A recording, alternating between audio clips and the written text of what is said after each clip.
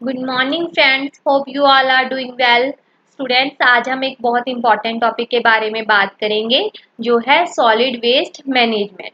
Solid waste को manage करने के लिए वैसे तो बहुत सारी प्रोफेशनल कंपनीज बन गई हैं, लेकिन काफ़ी स्टेट्स में सॉलिड वेस्ट मैनेजमेंट के काम को प्रोफेशनल फर्म्स को आउटसोर्स कर दिया गया है। तो it's one of the major challenge. Previous lecture में हमने सॉलिड वेस्ट, उसके करैक्टरिस्टिक और हमने मैनेजमेंट प्रोसेस के बारे में बात की थी। So just have a glance on that. Solid waste is refers to as a variety of the garbage material arising from the animal as well as the human activities which is discarded as the useless as well as the unwanted material। ठीक है। अगर हम management के बारे में बात करें तो सबसे पहले आपको ये पता होना चाहिए कि सॉलिड वेस्ट मैनेजमेंट का प्रिंसिपल क्या है इसका सिद्धांत। द मेन पर्पस जो सॉलिड वेस्ट मैनेजमेंट का है वो है to minimize the adverse effect on the environment. Solid waste की वजह से जो हमारे इन्वायरमेंट के ऊपर इफेक्ट पड़ता है उसको मिनिमाइज करना, जैसे कि लैंड पोल्यूशन, वाटर पोल्यूशन। तो it is one of the main purpose. कौन कौन से स्टेप इन्वॉल्व होते हैं? फर्स्ट स्टेप है कलेक्शन। कलेक्शन में क्या है कि इसमें घरों में जाके वेस्ट को कलेक्ट करते हैं, ट्रांसपोर्ट करते हैं और फाइनली मूव करते हैं to the site of the disposal. जो कलेक्टेड वेस्ट है उसको हम सेपरेट करते हैं into the less toxic and the more toxic material में। ठीक है। जब भी हमने डिस्पोजल करना है सॉलिड वेस्ट को, तो उससे पहले हम वेस्ट को एक इम्प्रूव करते हैं उसकी एफिशिएंसी, उसको रिकवर करते हैं, रिसाइकल करते हैं, जिससे उसकी एफिशिएंसी इम्प्रूव हो सके। Before the final disposal it is process to recover the useful resources and to improve the efficiency. Okay, कौन कौन से टेक्निक्स हैं? जैसे compaction, incineration, manual separation. Solid waste अगर हम डिस्पोजल मेथड्स की बात करें तो ये कुछ डिफरेंट ऑब्जेक्टिव्स है। सबसे पहले ये है शुड बी इकोनॉमिकली वायेबल। वायेबल का मतलब क्या है कि जो मेथड है वो वर्क सक्सेसफुली होना चाहिए और ज़्यादा एक्सपेंसिव नहीं होना चाहिए। वो हमारे हेल्थ को नुकसान ना पहुंचाए, साथ ही साथ हमारे इन्वायरमेंट को भी इफेक्ट ना करे, और it should not result in the unpleasant site order and noise. ठीक है, उसकी वजह से ज़्यादा नॉइज, ज़्यादा स्मेल ना आए। तो these are the some of the objectives. अब हम स्टेप बाय स्टेप कुछ टेक्निक्स के बारे में बात करेंगे जो है सॉलिड वेस्ट डिस्पोजल के बारे में। तो सबसे पहले जो टेक्निक है वो है इंसिनरेशन। इंसिनरेशन का अगर मतलब देखें, बर्न, कंबस्टन, बर्न, जैसे हम कह सकते हैं कि इसमें जो सॉलिड वेस्ट है उसको हम 1200, ये आपको याद रखना पड़ेगा, जो इंसिनरेशन का प्रोसेस है वो 1200 के डिग्री सेल्सियस पे होता है। इसमें सॉलिड वेस्ट को बर्न करते हैं, जिससे उसका जो वॉल्यूम है एज वेल एज जो वेट है वो क्या हो जाता है, रिड्यूस हो जाता है 70 टू 75% तक। ठीक है। नेक्स्ट ये है कि इससे जब भी हम बर्न करते हैं तो कुछ गैसेस अमिट होती हैं जो जिसको हम टरबाइन के थ्रू रोटेट करते इलेक्ट्रिसिटी को जनरेट करते हैं। तो ये भी एक है, हमें क्या मिलती है, एनर्जी मिलती है वेस्ट से। So it is EFW। Third जो स्टेप है वो स्टरलाइजेशन। स्टरलाइजेशन का मतलब क्या है कि जो भी बैक्टीरिया पैथोजन है वेस्ट में उसको रिमूव करना। ठीक है। सो ये सबसे बड़ा जो मेन जो इसका एडवांटेज है कि incineration of solid waste ensure the destruction of the pathogen to the final disposal to in a landfill. मतलब लैंडफिल जो एक फाइनल डिस्पोजल है वहां तक जाने से पहले हम वेस्ट को स्टरलाइज करते हैं इंसिनरेशन के थ्रू। ठीक है। तो these are some of the advantage. अगर हम डिसएडवांटेज की बात करें, जो वेस्ट होता है, जो रेजिड्यू होता है, जो पीछे रह जाता है, वो toxic compound left after burning कौन कौन सा जैसे रहता है, जैसे लेड, एंड कौन कौन सी गैसेस रिलीज होती हैं, जैसे lead, nitrogen oxide, sulphur dioxide, ये HCl, सल्फ्यूरिक एसिड, फ्लोराइड। तो ये are some of the toxic compound which are harmful. ठीक है, इन अवर इन्वायरमेंट। और जो सबसे मेजर जो ये क्वेश्चन आ चुका है पेपर में प्रीवियस ईयर के एग्जाम में अगर हम क्वेश्चंस देखें तो ये एमसीक्यू का क्वेश्चन आया हुआ है कि कौन सा डेंजरस मटेरियल है जो इंसिनरेटर के थ्रू प्रोड्यूस हुआ है, दैट इज डाइऑक्सिन। डाइऑक्सिन एक ऐसा केमिकल कंपाउंड है जो अकोमुलेट होता है फूड चेन में और स्टोर हो जाता है फैटी टिश्यू में, so it is one of the toxic compound. ठीक है, और जो ऐश डिस्पोज होता है उसमें भी बहुत ज्यादा टॉक्सिक का सब्सटेंस होता है। ठीक है, these are some of the advantage and about the little bit about the incinerator। ठीक है, नाउ नेक्स्ट है इंसिनरेटर वर्क कैसे करता है। इसमें सबसे पहले क्या होता है, जो वेस्ट होता है उसको हम प्राइमरी चैम्बर में इंसर्ट करते हैं, उसके बाद और यहाँ पे बर्निंग का प्रोसेस शुरू हो जाता है। सेकेंडरी चैम्बर में क्या होता है कि जो जब वो बर्न हो जाता है, बर्न होने के बाद जो पीछे रेजिड्यू है, ऐश है, वो रह जाती है और जो स्टीम होता है वो एक फ्लू स्टैक है चिमनी की तरह, वहां से स्टीम बाहर निकल के पाउस आउट होके उसको टरबाइन के थ्रू इलेक्ट्रिसिटी जनरेट किया जाता है। ठीक है, so it is one of the process of the incinerator. और ये बात याद रखनी है, जो इंसिनरेटर है वो in the presence of oxygen काम करता है। नेक्स्ट है पायरोलिसिस। पायरोलिसिस के बारे में अगर हम देखें, पायरोलिसिस का मतलब पायरो फायर, लाइसिस सेपरेटिंग। तो सिंपली क्या होता है, ये भी एक डिकम्पोजिशन का ही प्रोसेस है, लेकिन इंसिनरेशन और पायरोलिसिस में डिफरेंस ये है कि पायरोलिसिस एब्सेंस ऑफ ऑक्सीजन में होता है। ठीक है, तो ये क्या होता है कि केमिकल डिकम्पोजिशन होता है ऐसे सब्सटेंस की जो इनकन्वीनियंट है, ठीक है, फॉर बर्निंग, जिनको बर्निंग करने के लिए, उनको जलाने के लिए, जो सब्सटेंस जलाने के लिए थोड़ा मुश्किल है, तो उसको क्या कह वो ही सब्सटेंस पायरोलिसिस में यूज होते हैं। ठीक है, जैसे इन्होंने PCB, dioxin, polycyclic aromatic hydrocarbon, plastics, rubber, ये सब जो चीजें हैं जो इनकन्वीनियंट है फॉर बर्निंग, तो उनको ही हम पायरोलिसिस में यूज कर सकते हैं। ठीक है, और कौन कौन से जैसे प्रोडक्ट होते हैं, जैसे गैसेस, बायो ऑयल, चार, ये सब एक सॉलिड रेजिड्यू है जो पायरोलिसिस में after decomposition of organic material की जब डिकम्पोजिशन होती है तो ये रेजिड्यू रह जाते हैं। ठीक है, कौन से टेम्परेचर पे, 500 to 800, वो 1200 पे था इंसिनरेटर, ये 500 to 800 in the absence of the oxygen. एक एग्जांपल है, अगर हम चावल की बात करें, राइस की, तो जो राइस का अपर आउटर लेयर होता है वो उसको हम कहते हैं राइस हस्क।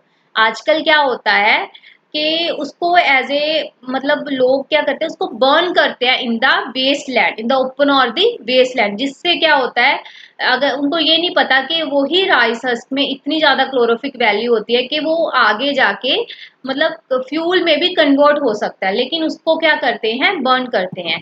तो राइस हस्क को हम अगर पायरोलिसिस मेथड के साथ उसको ट्रीट करें तो सबसे पहले जैसे उसको सेपरेट करते हैं, ड्राई करते हैं और 400-650 डिग्री सेल्सियस पे राइस करके हमें एक सॉलिड फ्यूल मिलता है।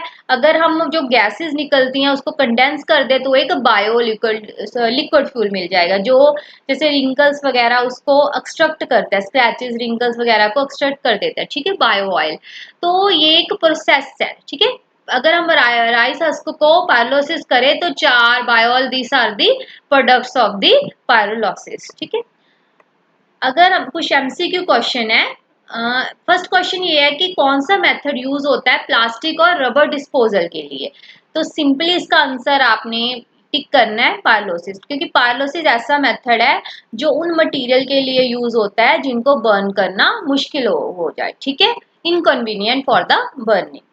सेकंड है, which method conserve the energy more efficiently in the form of gas और oil.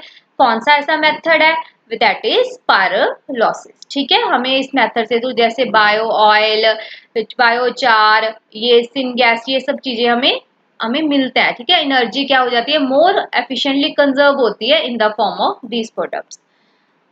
Clear all of you.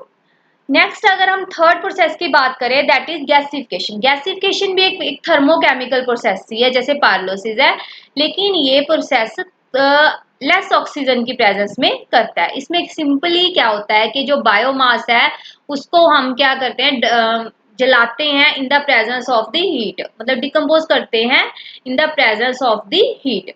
ठीक है। बायोमास क्या होता है? एक ऐसा प्रोडक्ट होता है जो प्लांट्स और एनिमल से डायरेक्टली मिलता है, जैसे लगा लो मैन्योर, क्रॉप्स, वुड, ऐसे कुछ प्रोडक्ट है जो प्लांट्स और एनिमल से डायरेक्टली मिलता है, या फिर इंडस्ट्रियल, डोमेस्टिक, एग्रीकल्चर एक्टिविटी से इनडायरेक्ट मिलता है। ठीक है। तो बायोमास को हम क्या करते हैं, इसको प्रोड्यूसर गैस में कन्वर्ट करते हैं, जो आगे हमें फर्दर यूजफुल होती है, जैसे carbon monoxide, hydrogen, these are some of the producer gases. Okay. Thermal process में क्या होता है, इंसिनरेटर जो होते हैं, इसमें incinerator with the excess oxygen, pyrolysis with the absence of oxygen, and gasification with the less oxygen. Fourth जो technique है वो है श्रेडिंग और पल्वराइजेशन। श्रेडिंग का मतलब यही होता है कि कटिंग और टीयरिंग, वेस्ट को कट करना।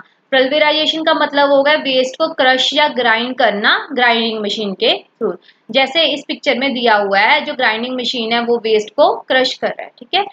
तो नेक्स्ट है हमारा technique land filling. Land filling में अगर आपको देखा जाए तो ये भी एक old traditional, one of the old traditional method है, इंजीनियर मेथड है, जो सॉलिड एंड हजार्डस वेस्ट के लिए नेसेसरी है। ठीक है, for the disposal of solid and hazardous waste.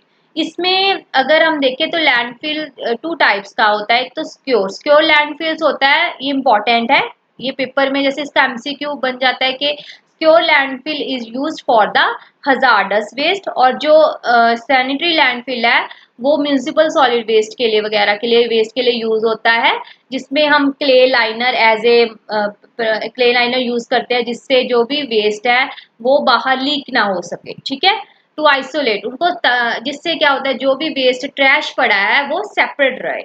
और एक होता है लीचेट, ये भी वर्ड आएगा आगे जब हम प्रोसेस करेंगे, तो आपको इसका मीनिंग पता होना चाहिए कि जो लिक्विड लैंडफिल के बिल्कुल बॉटम पे रहता है उसको हम क्या कहते हैं, लीचेट। ठीक है, लैंडफिल के प्रोसेस के दौरान।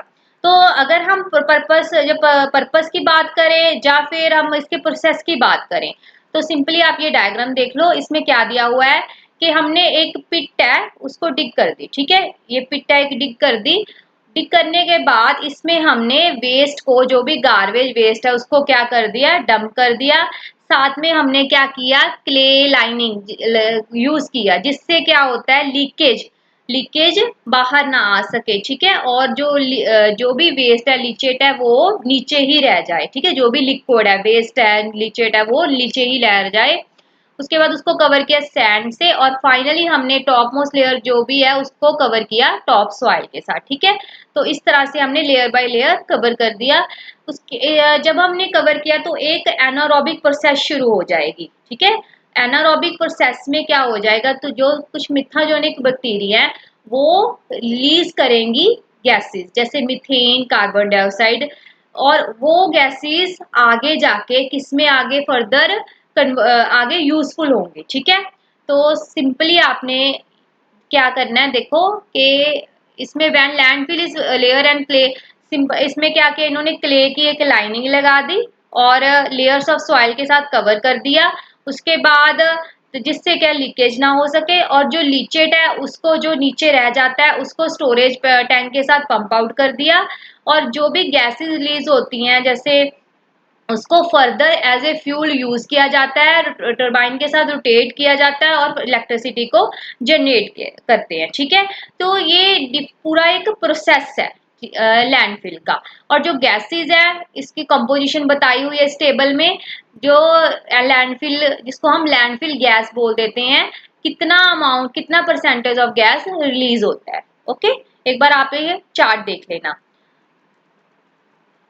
इस स्लाइड में आपको जो मैंने अभी बताया प्रोसेस वही एक्सप्लेन किया हुआ है। ठीक है, जैसे वेस्ट को डंप कर दिया, उसके बाद उसको कवर कर दिया सॉइल के साथ, फिर एक एनारोबिक प्रोसेस शुरू हो जाता है और माइक्रोबियल एक्टिविटी अपना काम करना शुरू कर देते हैं, वो वेस्ट को डिग्रेड कर दे और कुछ गैसेस को रिलीज कर देते हैं, और फाइनली जो गैसेस होती हैं उनको आगे रोटेट करते हैं टरबाइन के साथ और जनरेट करते हैं पावर। ठीक है, तो दिस इज ऑल अबाउट लैंडफिलिंग। अगर हम फैक्टर्स की बात करें, कौन कौन से फैक्टर्स हैं, तो पहले तो आपको ये पता होना चाहिए कि कौन कैसा वेस्ट है, बायोडिग्रेडेबल है या नॉन बायोडिग्रेडेबल, सबसे पहले ये बहुत इंपॉर्टेंट है। सेकंड, अगर मॉइस्चर होगा, नमी होगी, तो माइक्रो ऑर्गेनिज्म की ग्रोथ ज्यादा होगी, तो मिनिमम 12% मॉइस्चर ग्रोथ के लिए चाहिए। ज्यादा भी नहीं कम भी नहीं। पीएच है तो वो भी एक, अगर हम देख सके, जो लो पीएच पे मेथनोजन होते हैं वो ग्रो करते हैं, तो ये भी एक वन ऑफ द फैक्टर है। Particle size and density, okay. Temperature, temperature के जब भी टेम्परेचर इंक्रीज होगा तो there will be increase in the gas production, जिस वजह से माइक्रोबियल एक्टिविटी भी इंक्रीज हो जाती है, ठीक है। तो these are the different factors. There is one MCQ question related to this topic, that is the end product after anaerobic bacterial digestion of organic municipal solid waste। अगर हम anaerobic bacterial digestion की बात करें, जैसे anaerobic बात आपने, अब यहाँ पे aerobic भी आ सकता था, तो anaerobic की बात की है इन्होंने। देखो कौन सा एंड प्रोडक्ट है, एश तो नहीं हो सकता, ये तो इंसिनरेटर है, ठीक है, और इसमें बैक्टीरियल वगैरह नहीं यूज होते। ह्यूमस एरोबिक, कंपोस्ट भी नहीं हो सकता। तो अभी अभी मैंने आपको बताया एक लीचेट के बारे में कि जब हम वेस्ट को डिकम्पोज करते हैं तो एनारोबिक प्रोसेस शुरू हो जाती है, जिससे क्या, जैसे मेथनोजेनिक बैक्टीरिया वो कन्वर्ट कर देते हैं इनटू डिफरेंट गैसेस में। तो पीछे कौन क्या रह जाता है कि लिक्विड फ्यूल रह जाता है, दैट इज लीचेट। सो इसका आंसर, करेक्ट आंसर क्या है, लीचेट, ओके। जो सिक्स्थ टेक्निक है, लास्ट टेक्निक है, वो हमारी है कंपोस्टिंग। कंपोस्टिंग में क्या होता है कि जो म्यूनिसिपल सॉलिड वेस्ट है उसको डंप कर देते हैं। डंप के बाद वहां पे माइक्रो ऑर्गेनिज्म ऐड करते हैं और अंडर कंट्रोल कंडीशन पे वो माइक्रो ऑर्गेनिज्म डिकम्पोज कर दे, वेस्ट को डिकम्पोज करते हैं, और साथ में ही एक प्रोडक्ट, स्टेबलाइज प्रोडक्ट फॉर्म हो जाता है, जिसको क्या होता है, कंपोस्ट और ह्यूमस, ठीक है। It is one of the stabilize product जो आगे प्लांट्स के लिए बहुत यूजफुल होता है, ठीक है। तो क्वेश्चन क्या है अब आपके पास, फाइनल लास्ट क्वेश्चन ये है, which disposal method is easily acceptable. आपने इतने सारे टेक्निक्स अभी स्टडी की हैं, तो आपको ऐसा कौन सा टेक्निक अच्छा लग रहा है कि जो इजीली एक्सेप्टेबल होगा। तो देखो इंसिनरेशन ऐसा टेक्निक है जिसमें बहुत सारी गैसेस रिलीज होती हैं, तो ये हार्मफुल है हमारे इन्वायरमेंट के लिए, ये तो नहीं हो सकता। सैनिटरी लैंडफिल, ये भी नहीं, इसमें भी गैसेस रिलीज होती हैं, ओके। लेकिन जो कंपोस्टिंग है वो एक इजीली एक्सेप्टेबल है, क्यों, क्योंकि इसमें सिंपली हम डंप करते हैं वेस्ट को और हम माइक्रो ऑर्गेनिज्म ऐड करते हैं जो डिकम्पोज कर देता है कंट्रोल कंडीशन में। तो इसमें क्या होता है कि इन्वायरमेंट में कोई इफेक्ट नहीं पड़ रहा, तो ये जो मेथड है ये इजीली एक्सेप्टेबल है, ठीक है। Got it. तो आपको ये, मेरे को लग रहा है कि आपको सारी जो टेक्निक्स हैं इसमें आपको जस्ट इतना याद रखना है कि किस मेथड में क्या क्या यूज होता है। जैसे पायरोलिसिस में in the absence of oxygen, जो हमारा होता है जैसे इंसिनरेटर होता है वो हम होता है प्रेजेंस ऑफ ऑक्सीजन। गैसिफिकेशन होता है in the during the less oxygen, ठीक है। और लैंड फिलिंग हो गई, जिसमें हम क्या करते हैं, जो वेस्ट है उसको डिकम्पोज कर देते हैं, कवर कर देते हैं, माइक्रोवेव अपनी एक्टिविटी शुरू कर देते हैं, finally composting. So these are the all different methods, disposal methods, ठीक है। आज आपको मेरा लेक्चर अच्छा लगा हो और साथ में आपको समझ भी आ गया हो, ठीक है। अगर आपको मेरा आज का लेक्चर अच्छा लगा तो please like, share and subscribe my channel, and thank you.